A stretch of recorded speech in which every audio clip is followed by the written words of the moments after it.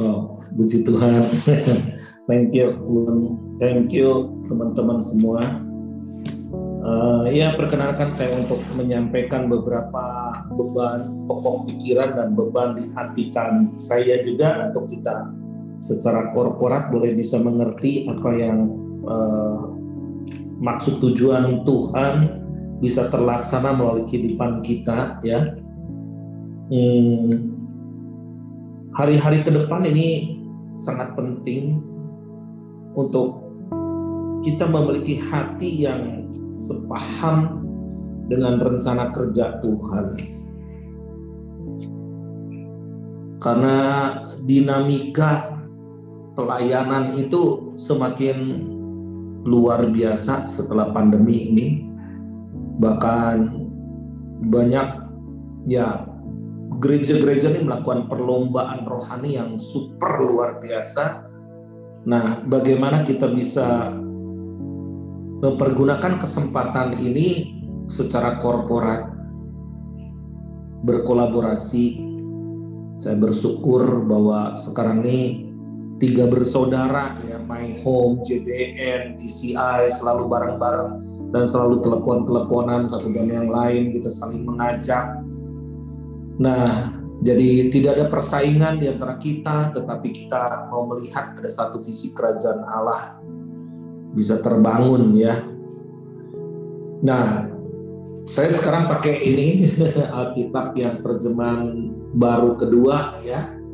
Ada beberapa kata-kata yang memang sudah dirubah, ya, dan ya bersyukur ya, ini ada beberapa memang statement dan kata-kata yang sudah dirubah dan menjadi clear, ya.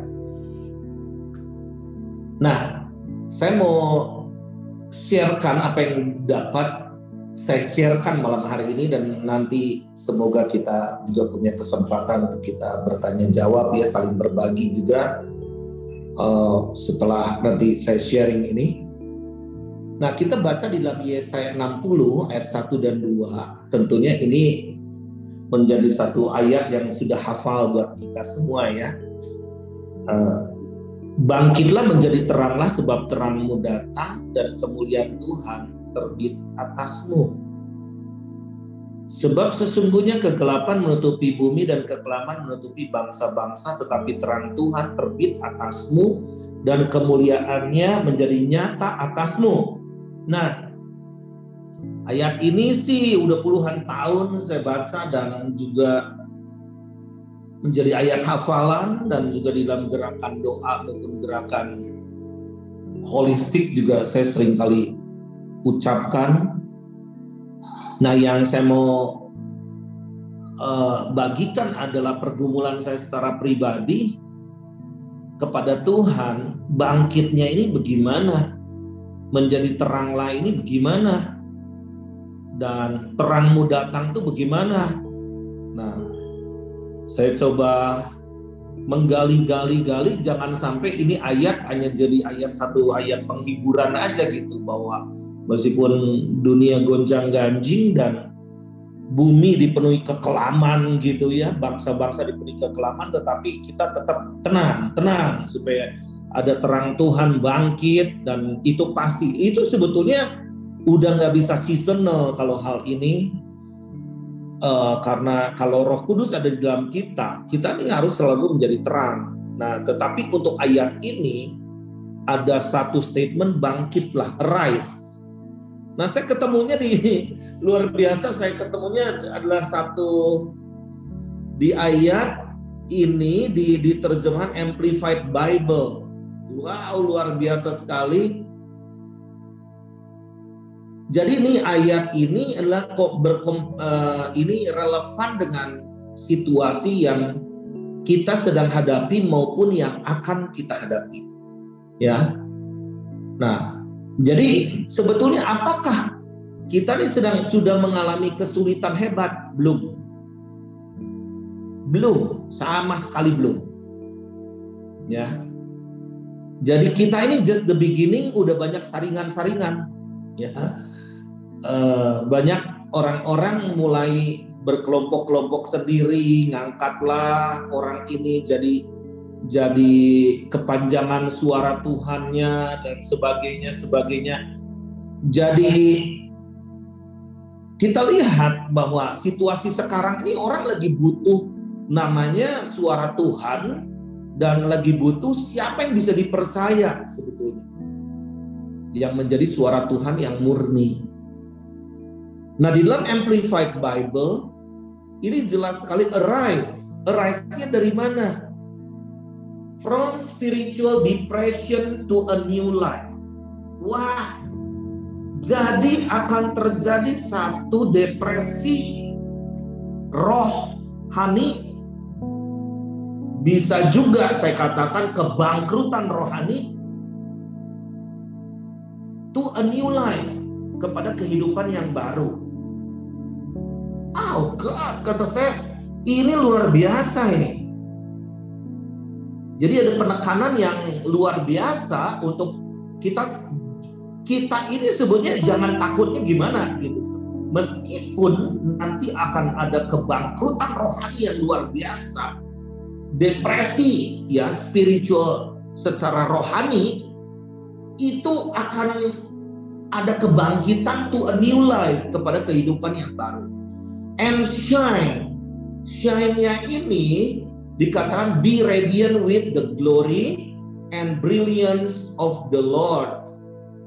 For your light has come, and the glory and brilliance of the Lord has risen upon you. For in fact darkness, faktanya adalah darkness will cover the earth. Faktanya bahwa kegelapan itu akan menutupi bumi, dan deep darkness, kegelapan yang dalam sekali, will cover the peoples. Waduh, dia akan memenuhi orang-orang, ya, but the peoples, but the Lord will rise upon you, and His glory and brilliance will be seen on you. Ini super dalam buat saya. Jadi kita nih harus kebangkitannya enggak sekedar teriak-teriak di doa, tapi you know the season ketika ada kebangkrutan rohani. Jadi tetap suara kenabian itu perlu sekali. Arise from spiritual depression to a new life, kepada kehidupan yang baru. Shine, dan bercahayalah, ya, bersinarlah. Dikatakan be radiant with the glory and brilliance of the Lord. Bersinarlah, berseri-serilah dengan kemuliaan dan kecemerlangan Tuhan. Nah, kemuliaan Tuhan, the glory of God is in us. Oke, kita tahu. Tetapi kecemerlangan ini loh yang belum nampak nih di dalam anak-anak Tuhan. Apakah kita ini relevan dengan keadaan zaman? Kalau memang ya kita be humble lah, jadi kita biasa-biasalah, kita mah bodoh lah keturunannya, kita mah nggak akan muncul lah, kita mah nggak bisa ngapa-ngapain. Nah, ini percuma nih kalau ada my home nih, gitu kan? My home itu harus jadi pionir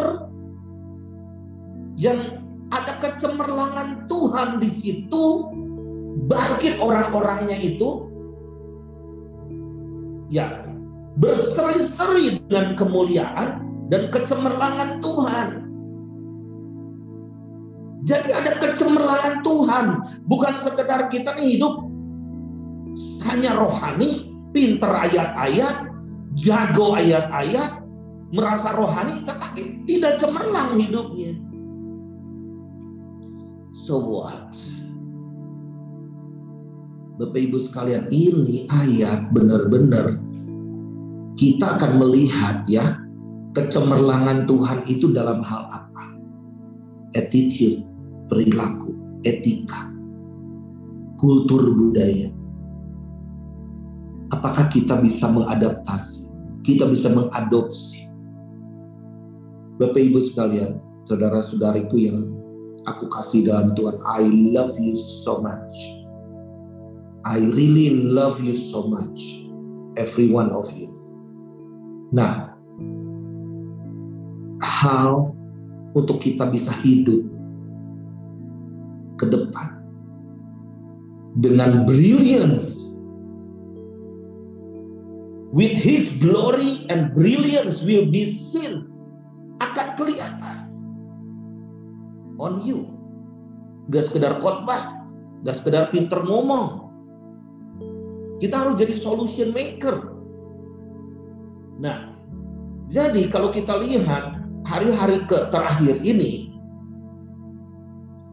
di dalam Wahyu 11 ayat 1 sampai 2, kita akan baca. Boleh nggak Mas Yoel bantu aku baca-baca ayat ya? Wahyu 11 ayat 1 dan 2.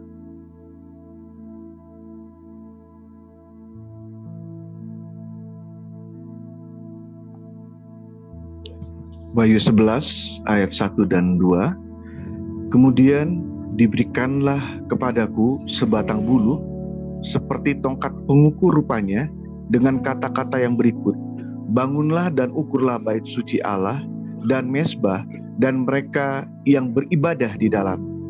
Tetapi kecualikan pelataran bait suci yang di sebelah luar, janganlah engkau mengukurnya, karena ia telah diberikan kepada bangsa-bangsa lain, dan mereka akan menginjak-injak kota suci 42 bulan lamanya. Nah, kita masa ke depan, saya nanti akan terangkan sedikit ya, yang saya dapat dalam mempelajari firman Tuhan. Sedikit aja eskatologi, saya nggak berbicara banyak mengenai akhir zaman, tetapi saya ingin bagaimana sebetulnya kita bergerak dan menghadapi challenge yang ada pada zaman-zaman sekarang, kan? Nah, Tuhan itu kan mengukur kita.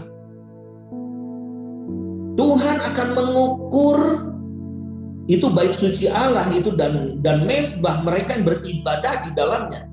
Jadi kekristenan kita, bobot kekristenan kita akan diukur. Dan kecualikan pelataran bait suci yang sebelah luar. Apa di pelataran bait suci ini yang ada ini apa? Kesibukan. Anda pikir Anda sibuk melayani, you are good. Oh, be careful. Saya nih dapat benar-benar teguran dari Tuhan ketika saya pergi ke Turki. Saya nggak tahu pesan Tuhan nanti yang kedua kali di Turki apa lagi. Jemaat di Efesus tuh nggak kurang. Kita nih mungkin levelnya lebih rendah daripada jemaat Efesus. Mereka bersusah payah, berjerih lelah, berkorban, peka, dan tidak pernah mengenal lelah. Ngerti mana hamba Tuhan yang benar, yang enggak, dan lain sebagainya. Tetapi Tuhan Yesus ngomong betapa dalamnya engkau telah jatuh. Hendaklah engkau bertobat. Nah, emang Tuhan nggak bisa mengukur. Sekarang nih umat Tuhan tuh berbondong-bondong ngelihat popularitas. Siapa yang populer itu diikuti. Dan lama-lama kecewa. Kedalaman daripada umat Tuhan itu kalau diukur ini mengerikan. Mayoritas itu kayak bulu-bulu angsa yang ditiup itu, wih, kemana-mana itu. Nah, kita sedang hidup di dalam penghujung akhir zaman, di mana di dalam ayat yang kedua dikatakan, kecualikan pelataran bait suci yang di sebelah luar, janganlah kau mengukurnya, karena ia telah diberikan pada bangsa-bangsa lain. Maksudnya, bangsa lain ini bagaimana? Dan mereka akan menginjak-injak kota suci 42 bulan lamanya. Ini antikris. Golongan yang anti. Sekarang we have to be very careful. Ya. Bapak Ibu sekalian kalau ngomongin hamba Tuhan. Apalagi kalau pendoa, ngomongin orang lain. We have to be very careful. Karena saya mengertinya ini ketika saya waktu sebelum pandemi saya pergi ke Geneva di Switzerland, itu ada namanya black hole itu di Big Bang itu diciptakan karena proton-proton kecil, proton yang disebut God's particle. Tetapi itu tuh gelombang-gelombang. Kayak Anda bisa mendengar suara saya itu karena gelombang. Nah, apakah gelombang ini tidak ditangkap oleh penguasa udara? Banyak juga orang yang berdoanya hebat, tetapi seringkali bocor mulut. Atau dia nggak ngerti strategi. Dan satu saat dia bisa berhadapan dengan Tuhan, tetapi saat lain dia menusuk tubuh Kristus. Berapa banyak sebetulnya yang berdoa bagi bangsa, tapi mereka tuh haters kepada tubuh Kristus atau hamba Tuhan atau gereja. Gereja itu mempelainya. Apakah gereja nggak perlu? Gereja itu alat di tangan Tuhan, tubuh yang bergerak. Jadi kita ini makanya perlunya mentransform diri kita, mentransformasi gereja untuk peduli ke lingkungan supaya jadi garam, jadi terang. Gitu kan? Enggak apa-apa berdoa sama Tuhan seolah-olah semua akan diberi. Enggak, Tuhan tuh mengutus kita, pergilah jadikan semua bangsa muridku. Nah, kalau kita lihat ya di sini ini saya baca ini Tuhan. Ini sudah musimnya kah? Iya. Nah, sekarang saya akan jelasin sedikit kronologis peristiwa di akhir zaman. Kita udah nggak bisa pull back lagi ke belakang. Saya katakan orang bodoh lah yang mau ngomong back to normal. Sekarang era udah new normal. Anda nggak bakalan bisa kembali kepada zaman dulu. Nggak bisa. Forget it. Karena semua udah on system. Banyak di antara kita tertidur masa pandemi sehingga kita nggak ngerti bahwa everything is change. Ada namanya the great reset. Sudah di reset. Dan semua menuju pada satu goal setting. 2030 World Economic Forum sudah bikin settingan One World Order control, total control atas dunia. Siapa Perdana Menteri Rishi Sunak yang di England itu mendadak dia jadi Perdana Menteri. Dia seorang kaya 2 kali lipat dari Raja Charles. Dan dia sudah deal dengan G7, G20 dengan Pak Jokowi pun untuk mereka nggak tahu, mereka nggak ngerti. Tetapi kita nih orang yang mengerti mengenai bahasa firman Tuhan dan nubuatan yang akan terjadi. Bagaimana mereka merancangkan dengan papa mertuanya Rishi Sunak, Perdana Menteri Rishi Sunak yang pemilik daripada perusahaan CDBC ini. Mereka memprogramkan 7 tahun ke depan total kontrol melalui pembelian, beli, jual, dan beli itu melalui chips.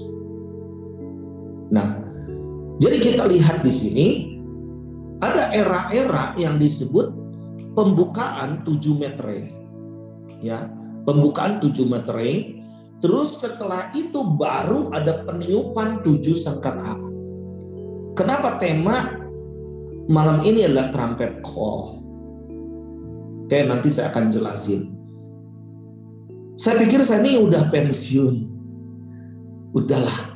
My home juga mau digantikan oleh teman-teman yang lebih muda. Saya pikir oke. Ternyata saya melihat Pak Iman Santoso itu ya keteladanan yang saya patut syukuri ya. Dia adalah seorang model yang luar biasa. Dia tidak akan menyerah sampai dia meninggal. Nggak akan berhenti. Dan orang menyerahkan estafet itu bukan berarti dia pensiun, berhenti, langsung dia tunggu mati. No. Dia harus berlari, tetap berlari. Yang pemegang estafet maupun yang pengejar estafet itu dia harus berlari bersama-sama. Nah, jadi kalau kita lihat pembukaan daripada 7 materai ini sudah mulai dimulai. Apakah mulai sampai materai 6, sekarang gempa bumi hebat dan sebagainya. Nah, Tetapi kita lihat nanti setelah itu ada namanya peniupan 7 sangkakala. Nah, saya nggak kupas ini nanti terlalu ngegelontor ke sana sini ya. Nah, nanti setelah itu ada namanya awal pemerintahan antikris di tengah-tengah peniupan sangkakala ini. When? Kapan? Coming soon. Coming soon. Saya mau berbicara kepada saudara-saudara saya yang mungkin di desa di luar Jakarta. Oh, aku ada di Sumatera. Oh, aku ada di gini-gini. Be careful. Semuanya udah under control. Nah, jadi kalau kita lihat itu awal pemerintahan antikristus itu akan segera dimulai pada pertengahan setelah sangkakala ketiga dan keempat. Yang keempat itu. Lalu nanti muncullah ada satu fenomena di mana kedatangan Yesus yang kedua kali. Dan ada yang percaya bagaimana ada post atau pre atau mid tribulation, itu fine-fine aja buat saya. Oke, karena orang, nanti sebelum dianiaya kita akan diangkat. Emprit, emang banyak orang yang belum kena aniaya. Sekarang tuh banyak orang yang udah kena aniaya. Kenapa kita nih mesti perang yang soal begitu? Sementara saya ini udah pergi ke negara-negara yang orang udah mengalami aniaya. Di Vietnam memang nggak kena aniaya. Di mana-mana itu, di Turki anak-anak Tuhan nggak kena aniaya emang. Di Rumania, apakah nggak kena gitu kan? Di Rusia sekarang, bagaimana gereja-gereja karismatik sekarang dianiaya malah gereja ortodoks. Nah, makanya kita harus punya global view, jangan cetek. Kita boleh tinggal di kampung tapi jangan kampungan. We must have the global view. Karena era ini adalah era namanya global. Kita udah terhisap jadi warga negara global. Nah, jadi nanti kita lihat awal pemerintahan antikristus ini akan segera dimulai. Lalu nanti kedatangan Yesus itu sudah kelihatan dari Matius 24. Mulai ayat 3 sampai 14 itu. Wah, itu mah udah jelas banget. Nah, setelah itu nanti perang Harmagedon ya, yang bagi Bapak Ibu yang udah pernah pergi ke Israel ya, saya selalu nerangin di situ bagaimana perang Harmagedon yang menyangkut 200 juta ya tentara dan darahnya sekekang kuda. Nah, aku mau jump up, nggak mau terlalu banyak nanti waktu terbuang di situ ya. Jadi ada waktu sebelum dan sesudah Masehi. Kita ini hari ini Kamis Putih ya, besok Jumat Agung. Kita nih benar-benar harus selami ya Jumat Agung ini ya, luar biasa, memasuki masa Paskah yang sebenarnya hebat sekali untuk tahun ini kita harus maknai. Tetapi apakah orang masih greget dengan Paskah ini? Atau jangankan greget, besok juga banyak jemaat yang pergi jalan-jalan daripada ibadah. Ayo, kita mau uji aja ya, kita uji ya. Nah, jadi waktu sebelum dan sesudah Masehi, oke? Nah, kalau kita lihat di dalam kitab Daniel, ini akurat banget ya, kitab Daniel. Pemerintahan di mana di dalam Alkitab adalah penguasa, 3 penguasa yang hebat yang melawan Tuhan. Itu adalah 3 kerajaan Babilonia, kerajaan Media Persia, dan kerajaan Yunani. Oke, tapi jangan lihat peta sekarang karena kekuatan peta yang dulu itu luas sekali. Tetapi ada penguasa keempat, yaitu penguasa antikris yang akan memerintah selama 42 bulan. 42 bulan itu berapa tahun? 3,5 tahun. Jadi kalau kita lihat di dalam Wahyu 13 ayat 1, oke? Wahyu 13 ayat yang ke-1.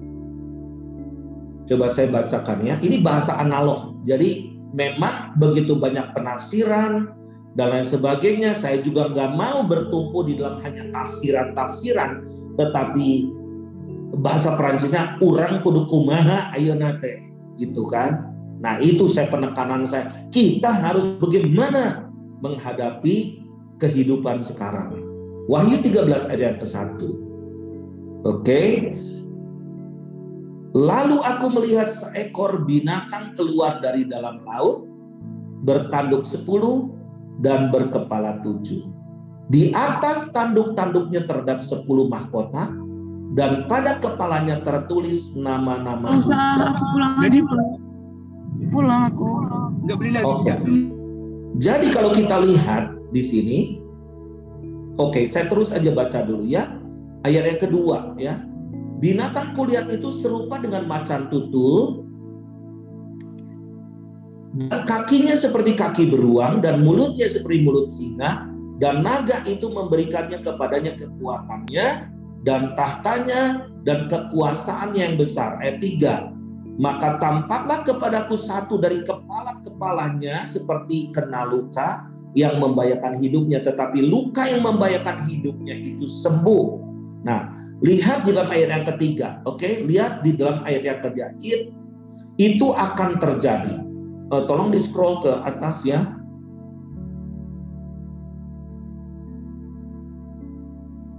Di scroll.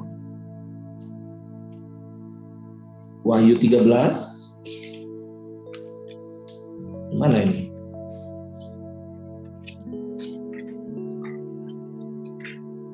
Wait. Oke. Ayat yang ke seluruh dunia heran lalu mengikuti binatang itu. Itu ayat yang ketiga. Mereka menyembah naga itu karena ia memberikan kekuasaan kepada binatang itu. Mereka menyembah binatang itu sambil berkata, siapa yang sama seperti binatang ini? Siapa yang dapat berperang melawan dia? Kepada binatang itu, ayat yang kelima, kepada binatang itu diberikan mulut yang penuh kesombongan dan hujat, kepadanya diberikan juga kuasa untuk melakukannya 42 bulan lamanya. Mungkin Bapak Ibu sekalian, kalau di antara kita nih banyak yang nggak ngerti dunia barat ya. Kalau saya ini agak mengerti karena mama saya tinggal di Belanda. Jadi pengajaran seperti ini udah puluhan tahun yang lalu selalu diceritakan.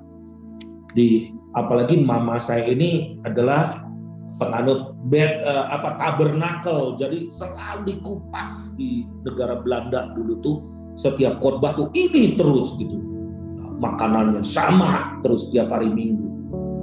Nah, jadi kita harus bisa mengerti orang-orang timur yang memang agak jauh pemahamannya dengan yang dunia barat.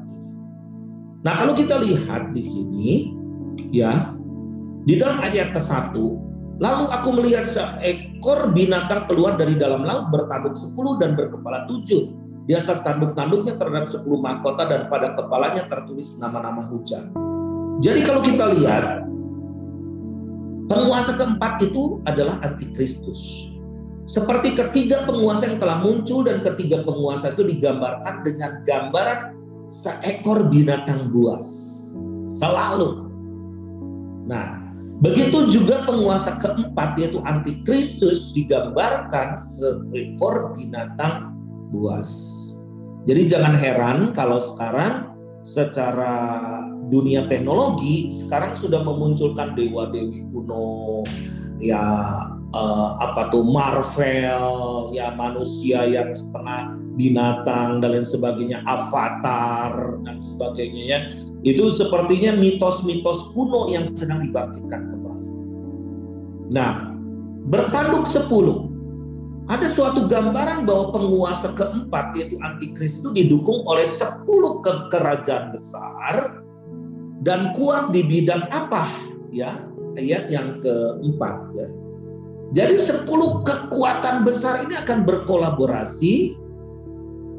Nah, akan berkolaborasi di mana mereka akan menyangkut urusan politik, ekonomi, keuangan dan bidang lainnya yang ada di dunia ini.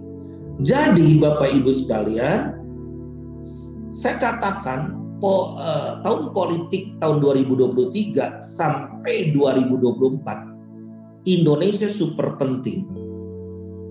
Super penting dari semua daripada pemilu-pemilu sebelumnya.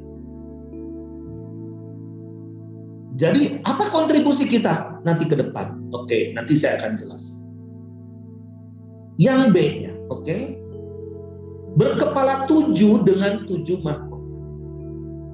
Dari 10 negara besar yang jadi pendukung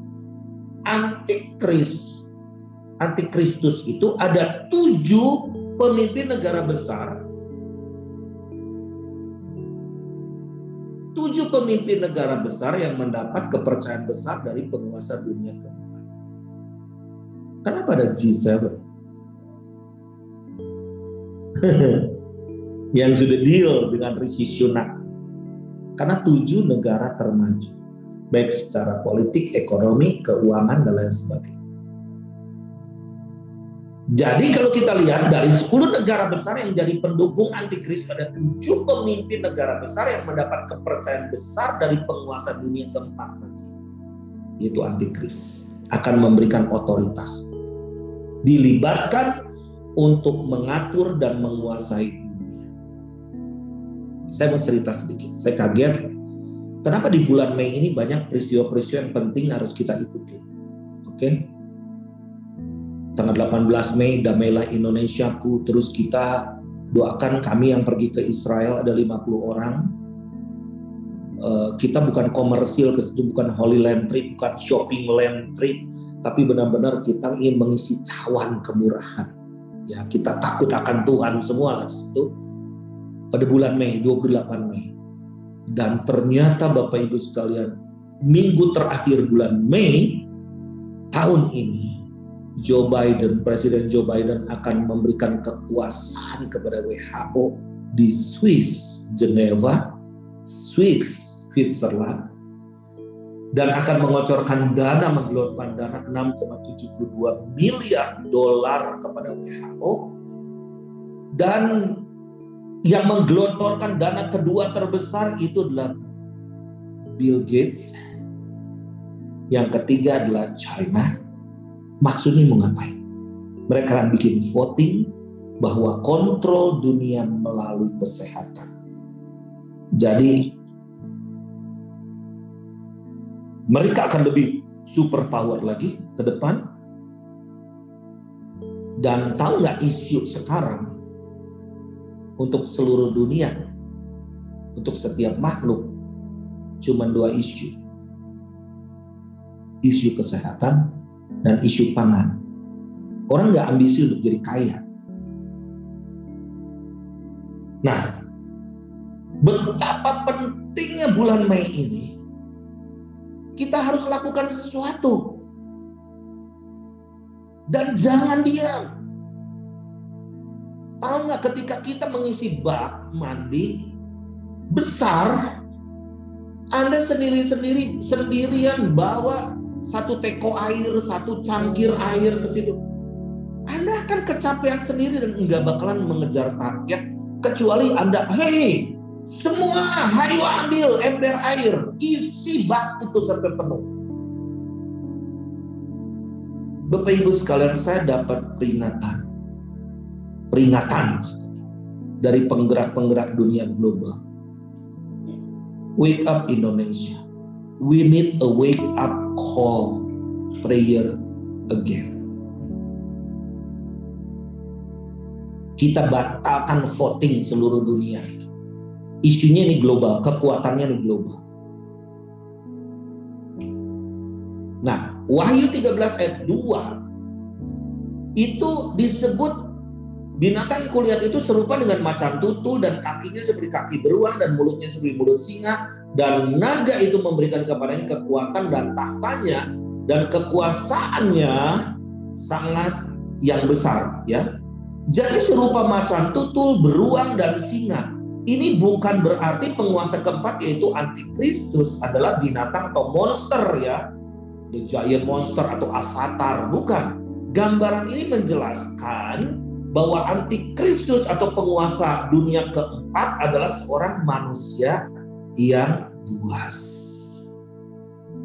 ganas, bernaluri binatang, dan tidak berperi kemanusiaan. Jadi macan tutul ini simbol simbol dari apa? Gambaran kinerja antikristus dalam akselerasi, percepatan. Akselerasi itu bukan lebih cepat ya, tapi acceleration means like a flash, gak bisa kehitung. Flash,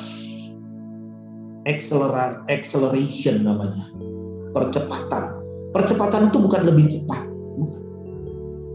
Makanya kedatangan anak manusia itu seperti kilat memancar dari timur sampai ke barat, like a flash. Nah, jadi macan tutul ini adalah gambaran kinerja yang dalam masa kerjanya nanti selama 3,5 tahun, quick, cepat. Dan jadi sekarang yang mereka butuhkan adalah big data terisi. Big data oleh apa? Data yang pertama adalah manusia. Karena nanti tahun 2030 penduduk dunia akan menuju ke 9,8 miliar jiwa mau makan apa. Apakah kita masih punya pangan yang cukup? Apakah kita langsung beternak, bercocok tanam langsung kita bisa menyelesaikan masalah? Bersyukurlah kalau di Eropa itu ya sekarang beli telur dan sebagainya itu mesti dijatah. Cuma 4 biji. Kalau kita bisa beli 4 kilo, 6 kilo. Karena kenapa di Indonesia ayamnya dikencar semua, betelor semua. Kalau beternak di sana kan nggak boleh begitu kan, mesti dikontrol. Meskipun 1 ekor ayam pun dikontrol. Kan? Nah, jadi kalau beruang sekarang kita lihat beruang, gambaran apa? Kekuasaan, the power and authority. Jadi nanti antikristus itu amat berkuasa dalam menguasai apa? Umat manusia di dunia oleh kekuasaan dan kekuatan. Nah, kita sedang menuju satu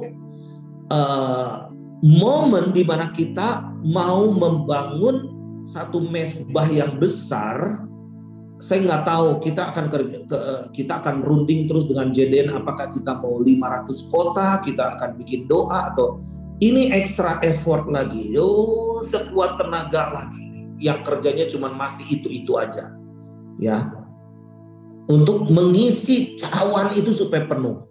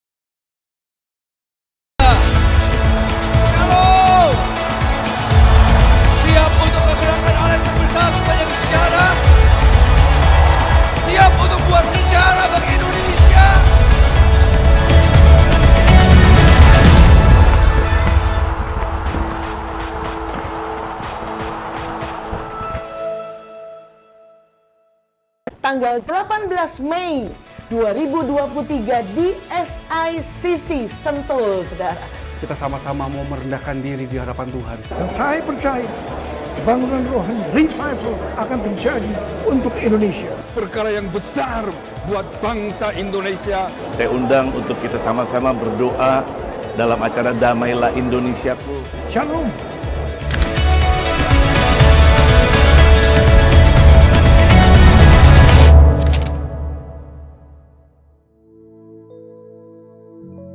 Jadi nanti tanggal 18 Mei itu damailah Indonesiaku itu terbukti ketika yang pertama damailah Indonesiaku itu, waktu itu Indonesia dalam keadaan krusial sekali, sangat krusial, tetapi Tuhan bisa putar balikan keadaan. Nah, bagaimana dengan damailah Indonesiaku yang kedua ini? Nanti kita akan update lagi, apakah kita mau mobilisasi sampai ke seluruh Indonesia, bahkan negara-negara lain untuk mengisi cawan.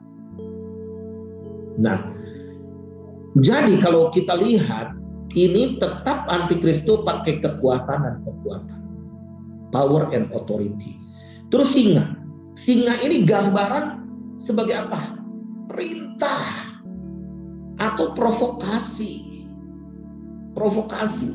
sehingga tidak ada orang atau penguasa di dunia yang berani melawan atau membantah, apalagi menentang antikristus, yaitu si penguasa dunia keempat. Anda mau melawan gimana? Anda mau nggak pakai masker aja, Anda nggak boleh masuk ke mall waktu itu kan? Mau masuk Indonesia, Anda nggak punya peduli lindungi, Anda nggak boleh masuk. Saya juga waktu itu pernah dikarantina di hotel 8 hari. Ya, dikarantina karena baru pulang dari luar negeri. Anda mau melawan sendiri ya ditangkap. Nah, jadi kalau kita lihat di dalam ayat yang ketiga, di situ dikatakan maka tampaklah kepadaku satu dari kepala-kepalanya yang kena luka yang membahayakan hidupnya, tetapi luka yang membahayakan hidupnya itu sembuh. Sehingga seluruh dunia heran lalu mengikuti binatang itu. Oh my God, kalau kita ya nyari Tuhan hanya sekedar nyari mujizat, setan bisa lakukan mujizat luar biasa. Tahu nggak, di TV saya lihat berita ada namanya orang Dayak. Sule ngerti nggak tuh orang Dayak? Orangnya pendek, ibu namanya Ida Dayak. Dia itu bisa menyembuhkan banyak orang sampai terjadi kerumunan yang luar biasa. Ini hari ulang tahun TNI yang ngundang lah gitu ya. Sampai terjadi chaos sampai dibatalkan. Karena ternyata banyak orang yang mengalami sakit dan membutuhkan kesembuhan. Ini Ibu Ida ini orangnya pendek, sederhana, tapi bisa orang Dayak menyembuhkan banyak orang, ribuan orang sembuh. Nah, ini kita baru tercengang-cengang dengan satu Ibu Ida ini. Tapi antikris ini nanti seluruh dunia heran. Lalu mengikut binatang itu. Nah, jadi kalau kita lihat di sini, penguasa dunia keempat yaitu antikris itu didukung oleh 7 kepala negara terkemuka di muka bumi, dan ini akan segera muncul, yang digambarkan dengan 7 mahkota di atas kepalanya. Nah, salah satu dari 7 tokoh utama yang sangat diandalkan dalam kondisi kritis sebab nyaris mati akibat luka dari kelompok yang menentang. Situasi ini membuat semua pihak yang mendukung antikristus cemas. Dulu kita melihat ini ayat ini sepertinya mulai ngejudge bahwa itu Paus Yohanes Paulus ya, yang tertembak terus hidup lagi dan itu seperti mujizat dan sebagainya. Enggak itu. Nah, ini dengan cara yang spektakuler, Bapak Ibu sekalian, sangat spektakuler. Nah, di dalam Wahyu 13 ayat 3C, maka tampaklah kepadaku satu dari kepala-kepalanya yang seperti kena luka yang membahayakan hidupnya. Jadi ini di luar dari nalar manusia, tokoh penentu itu luput dari kematian dan pulih 100% dan dia bisa lakukan mujizat. Nah, dikatakan seluruh dunia heran lalu mengikuti binatang itu atau sang antikris. Jadi sekarang roh antikris itu ada di mana-mana, tetapi sang antikris ini akan segera muncul. Nah, sejak saat itu tidak ada lagi lawan atau penentang antikristus, tetapi semua penduduk dunia mendukung antikristus kecuali pengikut Yesus. Jujurnya Bapak Ibu sekalian, kita sedang ada di ambang. Kita sedang ada berdiri di pintu, bukan di belakang pintu. Di dalam Wahyu 13 ayat 4a, dan mereka menyembah naga itu karena ia memberikan kekuasaan kepada binatang itu atau antikris itu, tanpa ada yang memberi perintah. Seluruh penduduk dunia secara spontan mengikuti dan menyembah the beast ini, sang iblis ini. Wahyu 13 ayat 4b, dan mereka menyembah binatang itu sambil berkata, siapakah yang sama seperti binatang ini dan siapakah yang dapat berperang melawan dia?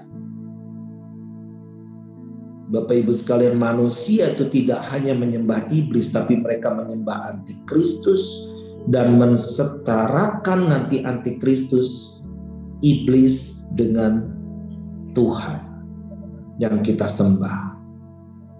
Dan mereka menyembah binatang itu sambil berkata, siapakah yang sama seperti binatang ini dan siapakah yang dapat berperang melawan dia? Tidak ada seorang manusia pun yang layak menerima ucapan pujian seperti ini.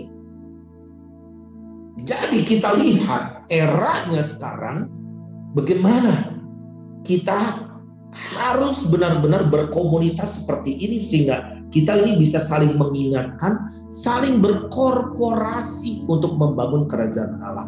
Kalau kita aja seencerit begini terpecah-pecah, kita ini minoritas loh, bukan mayoritas. Sudah alurnya ke sini, ke sono, ke sini. Ini hanya dengar gembalanya saja, tapi nggak mendengar suara Tuhan. Gembalanya juga nggak pernah ngumpul satu dengan yang lain. Bagaimana tahu bahwa itu suara Tuhan? We have to live, we have to stay in unity. Nah, siapa lagi kalau yang bukan kita yang mau mempersatukan itu mereka duduk bersama-sama? Karena kita harus menempatkan Yesus menjadi kepala atas tubuhnya. Enggak banyak kepala di tubuhnya. Jadi kalau kita lihat pengikut Yesus yang sejati, itu adalah gereja yang sempurna yang akan diluputkan dari kuasa antikristus, adalah pengikut Yesus yang mulutnya kudus dari kesombongan dan hujat. Di dalam Yakobus 3 ayat yang kedua. Jadi dalam era ini ya, era teknologi ini, sosial media ini, saya seringkali ingatkan ke teman-teman saya, bijak mempergunakan sosial media. Bijaknya gimana sih maksudnya? Jangan expose diri sendiri. Kedua, Anda salah ngomong, Anda kena. Ngeri. Nah, yang dihujat antikristus dan pengikutnya. Di dalam Wahyu 13 ayat ke-6, lalu ia membuka mulutnya untuk menghujat Allah, menghujat namanya dan kemah kediamannya, dan semua mereka yang diam di sorga. Maksudnya apa ya ini? Lalu ia membuka mulutnya untuk menghujat Allah, menghujat namanya, dan kemah kediamannya. Maksud kemah kediamannya itu apa? Pengikut Kristus. Karena kita ini kediaman Kristus sebagai bait Allah yang kudus, yang hidup.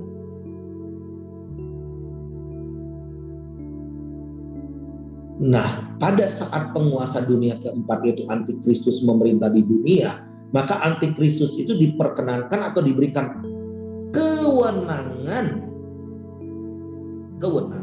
untuk memerangi dan mengalahkan orang kudus, yaitu pengikut Yesus. Oh my God. Jadi benar-benar bagaimana Tuhan itu mengajarkan kita untuk jadi garam, jadi terang. Garam itu nggak perlu banyak, berkarung-karung. Kita hanya butuh satu toples aja di rumah. Tapi harus berfungsi. Jadi jangan sampai kita lengah dan jangan sekedar jadi orang Kristen, tetapi kita harus bertumbuh menjadi serupa seperti Kristus. Di dalam Roma 8 ayat 29 firman Tuhan berkata begini, sebab seorang yang dipilihnya dari semula, mereka juga telah ditentukannya, sudah ditentukannya dari semula untuk menjadi serupa dengan gambaran anaknya, supaya ia anaknya menjadi yang sulung di antara banyak saudaranya. Ingat DNA kita jangan tercemari. DNA kita sudah ditentukan sebagai DNA Kristus. Bagaimana kita mungkin setia tetapi anak cucu kita begini? Apakah waduh kita nih era sekarang menjaga mereka double portion ya.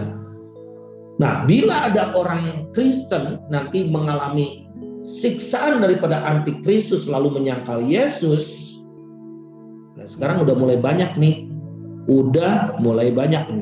ada beberapa orang yang, saya ada di Bandung tapi ada beberapa orang yang mau konseling dan salah satunya nih anak brilian, IQ tinggi, dia kelas dari sekian urutan di dunia, brilian. Tetapi di Indonesia tidak dihargai. Jadi dia kerja dengan satu perusahaan global, multinasional, gajinya juga besar, tapi kayaknya pikirannya udah nggak ke Kristus lagi, dan dia cari agama yang sesuai dengan agamanya. Apa? Scientology atau Mormon, bahwa Yesus itu bukanlah Tuhan, dia manusia biasa.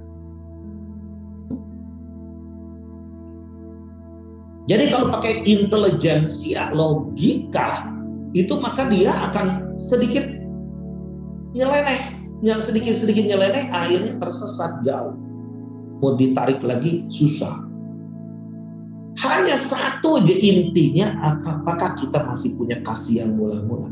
Kasih Bapa masih ada pada kita. Karena seringkali keributan di antara kita orang Kristen adalah mulut perkataan, nggak ada apa lagi. Nah, kita ini bisa saling nyerang satu dan yang lain, saling melukai dan sebagainya. Karena apa itu? Karena urusannya kecil saja sebetulnya. Nah, jadi kalau kita lihat dalam Wahyu 20 ayat 15, ini ngeri sekali. Kalau orang Kristen ini sudah menjauhi diri daripada buku kehidupan, konsekuensinya setiap orang yang tidak ditemukan namanya tertulis dalam kitab kehidupan itu, ia ditempatkan ke dalam lautan api. Wow.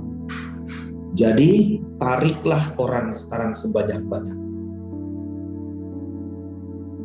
Kita nggak usah ngotot karena ada kuasa di dalam diri kita, ada kuasa yang dinamis dalam diri kita. Kita hanya menyatakan kasih Tuhan. Kasih Tuhan. Saya masih ingat Ibu Susan Hetting ketika di KKR, dia cerita begini. Dia ada KKR, terus ada orang kulit hitam tinggi besar. Dia hanya berdiri di pintu menyaksikan Ibu Susan dengar khotbah, tapi nggak bergerak apapun, tidak meresponi apapun. Kayak sepertinya mau menentang malah. Tetapi satu saat, hari ketiga Ibu Susan itu mengundang anak kecil. Karena anak kecil ini, anak kecil perempuan, dia ngomong gini, I want to sing a song, but I'm shy. Aku malu. No, don't be so shy, okay? So you just come with me. Come with me. Terus ditariklah dia ke mimbar, dan dia di mimbar dikasih mikrofon, dia nyanyi fales, dan dia menutup mukanya seperti ini dan I love you Jesus, I'm so shy. Aku begitu malu. I love you Jesus. Itu si orang kulit hitam yang tingginya hampir 2 meter nangis mewek-mewek bebek di situ gara-gara dengar anak kecil I love you Jesus. Apakah suset kurang powerful? Bapak Ibu sekalian, seringkali kita meremehkan orang lain. Bahkan kita meremehkan anak-anak kecil. Padahal anak kecil juga bisa dipakai oleh Tuhan, dipenuhi oleh Roh Kudus menegur kita semua. Nah, jadi kalau kita lihat di dalam firman Tuhan di dalam Wahyu 13 ayat 9, barang siapa bertelinga hendaklah ia mendengar. Ya. Terus Wahyu 13 ayat yang ke-10, barang siapa ditentukan untuk ditawan, ia akan ditawan. Barang siapa ditentukan untuk dibunuh dengan pedang, ia harus dibunuh dengan pedang. Yang penting di sini adalah ketabahan dan iman orang-orang kudus. Aduh Pak, jangan khotbah ini dong Pak. Oh kalau gitu hapus aja ayat ini ya. Kalau nggak mau ayat ini, saya nih menggerakkan doa. Teman-teman tahu kan, Esther ada di sini. Pak Yoel itu orang-orang yang setia, yang luar biasa. Mereka hatinya murni dan banyak juga hamba-hamba Tuhan, anak-anak Tuhan yang di sini tahu. Ketika saya menggerakkan doa di Ambon tahun 2000, di Poso, waduh, saya kalau doa di rumah, kalau saya pergi Tuhan, itu saya doanya ada mami mertua, papi mertua masih hidup waktu itu, ada istri Tuhan. Kalau aku nggak pulang, Tuhan jagai mereka. Tuhan, aku percaya Engkau akan mencukupi mereka. Waduh, di sana tuh ngeri banget, Bapak Ibu sekalian, ngeri banget. Saya hanya melihat kalau kita ada corporate prayer yang tulus, Tuhan akan menolong kita. Jadi sebetulnya kalau kita lihat apa sih yang harus kita lakukan ke depan. Jangan sampai kita ada namanya jaringan doa tapi doanya kurang. Persekutuan doa tapi ngomong melulu, kurang doa. Ada menara doanya ada namanya tapi nggak ada yang doanya. Seminar doa, konferensi doa dan sebagainya. Tapi apakah doa kita ada doa ketulusan? Di dalam Wahyu 8 ayat ke-4 dan 5, maka naiklah asap kemenyan bersama-sama dengan doa orang-orang kudus itu dari tangan malaikat itu ke hadapan Allah. Lalu malaikat itu mengambil pedupan itu, mengisinya dengan api dari mezbah dan melemparkannya ke bumi. Maka meledaklah bunyi guru disertai halilintar dan gempa bumi. Ini maka naiklah asap kemenyan bersama-sama. Asap kemenyan kan dulu kemenyan itu katanya sih dari Sumatera ya dulu aslinya itu, dan itu adalah wangi-wangian kesukaan Tuhan, bukan untuk di kuburan kayak sekarang gitu kan. Nah, itu naik asap kemenyan bersama dengan doa orang-orang kudus. Lalu apa yang ditampung itu malaikat? Itu mengambil pedupan mengisinya dengan api dari mezbah dan melemparkannya ke bumi. Jadi maksudnya apa yang ditampung di sana akan dilemparkan lagi ke bumi. Apakah itu cawan murka atau cawan kemurahan? Saya bersyukur punya teman-teman yang mau ikut ya ke Turki dengan beban nggak mudah. Yoel di sini, ada Regina, ada Ponelo dan sebagainya. Beberapa hari yang lalu doa di rumah saya dan begitu indahnya karena kita ini nggak punya apa-apa, kita harus memberi hati. Nanti Yoel bisa sharekan beban ini. Kita ini punya hati Bapa. Siapa yang mau menolong mereka lagi? Kita cuma pengen Tuhan ada 100 saja, ada 10 saja, ada 500 saja orang yang kita mau berdoa. Katanya, saya juga makanya di sana, kumpulin orang Kristen seberapa. Udah celebrate, mereka udah ketakutan, mereka lagi cari kerja. Udah, kita mau support, beri mereka makan, kita mau doa orang kudus. Ada untungnya nggak Bapak Ibu untuk saya sih? Gini-gini. Nampil di panggung juga enggak. Saya untuk promo di WPA Australia nggak ada, muka saya nggak ada. Biar nama-nama orang lain muncul. Yang penting saya ini nggak perlu, jangan sampai saya kalau dipanggil Tuhan juga, saya ini nggak dapat reward banyak gitu. Udah faceless, tetapi yang saya lihat ini air mata orang kudus ini ditampung di dalam kirbatnya. Ketika di Vietnam kami berdoa, saya ya memang orang katakan saya punya gift untuk rekonsiliasi ya, sebagai rekonsiliator, tapi nggak juga saya sih gimana pekanya aja dituntun Tuhan. Waktu itu saya sebelum berdoa gini gitu saya minta maaf juga kepada atas nama orang Indonesia supaya jangan merasa orang Indonesia itu lebih hebat doanya, lebih gini. Wait, kata saya ada something yang saya harus akui bahwa ketika tahun 75 sampai 79 ada manusia perahu dari Vietnam ketika mereka perang saudara Vietnam Utara dengan Vietnam Selatan, mereka naik perahu dan di Indonesia ditolakin dan jutaan sebetulnya mereka mati. Dan Indonesia salah satu yang menolak.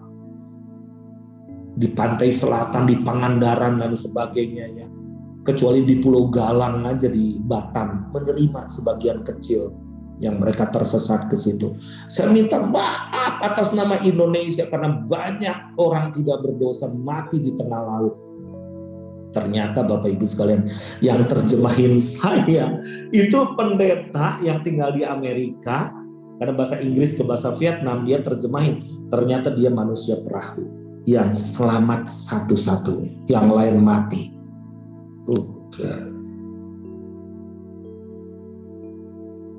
Apa sih doa orang kudus? Bukan perangi ini, perangi itu, usir setan dan sebagainya. Punya belas kasihan, punya spirit of adoption sih. Nah, sekarang apa yang perlu juga pada momen ini? Kenapa kita bikin momen-momen ini? Ada orang juga bikin, ya udahlah, pokoknya nggak usah dengerin orang aja.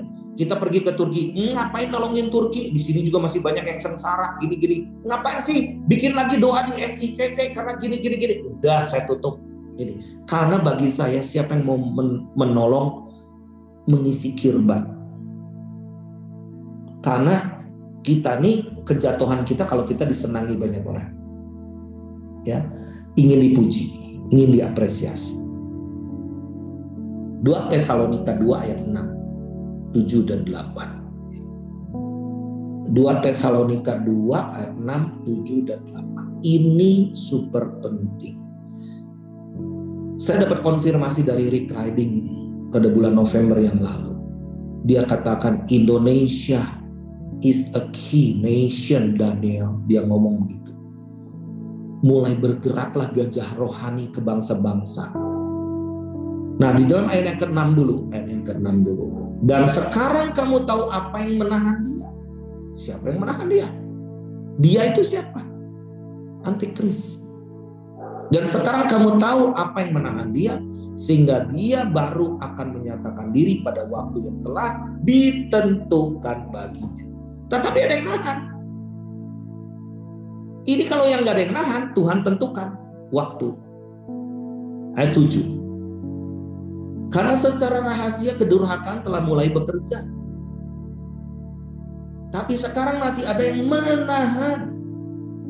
Kalau yang menahannya itu telah disingkirkan, pada waktu itulah si pendurhaka baru akan menyatakan dirinya.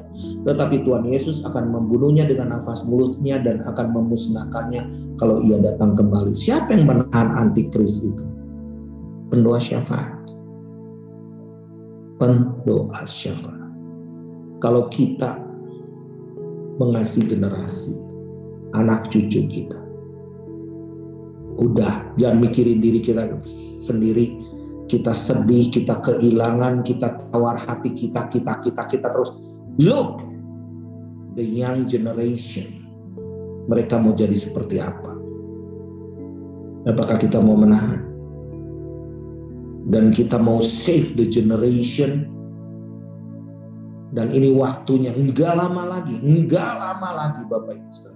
Jadi goal setting kita ke depan itu cukup tajam.